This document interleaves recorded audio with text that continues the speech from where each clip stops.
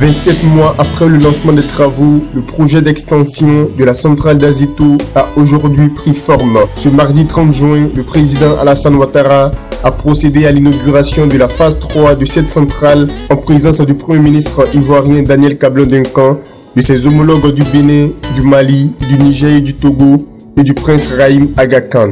La centrale à cycle combiné dispose de 2 chaudières de récupération de chaleur, d'une turbine à vapeur d'une capacité de 140 MW et d'un condensateur à vapeur équipé d'un système de refroidissement en circuit fermé. Montant total des investissements, 615 millions de dollars américains. Cette nouvelle technologie va permettre d'améliorer le rendement de la centrale en récupérant l'énergie rejetée sous forme de chaleur dans les gaz d'échappement des turbines, sans aucune source de combustion supplémentaire, ce qui permet à la Côte d'Ivoire de faire une économie annuelle de 44 milliards de francs CFA. Ce projet s'inscrit dans le programme de renforcement de la capacité de production d'électricité entrepris par les autorités ivoiriennes et répondre ainsi à une demande d'électricité croissante de 10% par an en Côte d'Ivoire.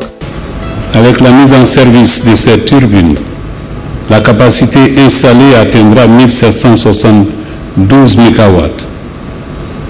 La mise en service prochaine, la table de Cyprel en décembre 2015, portera la puissance installée de notre pays à 1900 MW, soit une augmentation de 40% par rapport à 2011.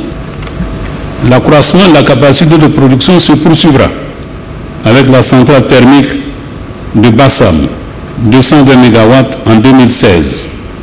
Le barrage hydroélectrique de Soubré de 275 MW en 2017.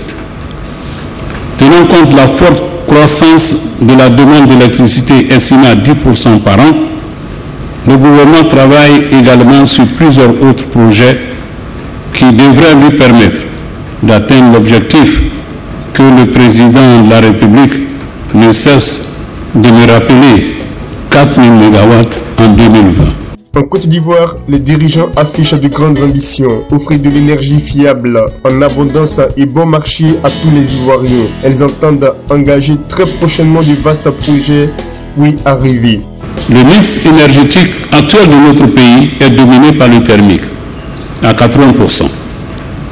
L'objectif du gouvernement est d'atteindre en 2030 un mix énergétique plus équilibré dans lequel aucune source de production ne représentera à elle seule plus de 60%.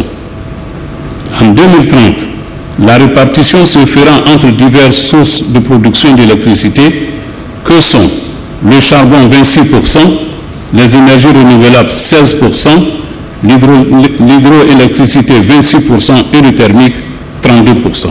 Au nom des bailleurs de fonds du projet d'extension de la centrale d'Azeto, Yasser Charafi a salué cet exemple de partenariat public-privé avant de rassurer les autorités ivoiriennes de leur disponibilité quant à accompagner la Côte d'Ivoire dans le développement de son réseau énergétique. Cette réussite collective, au-delà de la vôtre, a aussi valeur d'exemple pour tout le continent.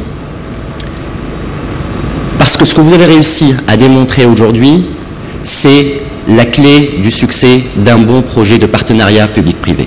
La clé du succès pour un bon partenariat public-privé dans le domaine de l'énergie peut se résumer à une formule toute simple. Un bon projet dont les fondamentaux sont excellents, porté par des partenaires privés de qualité et accompagné avec détermination par les pouvoirs publics. Et aujourd'hui, c'est de nouveau la Côte d'Ivoire qui éclaire le chemin et qui montre la voie pour tout le continent.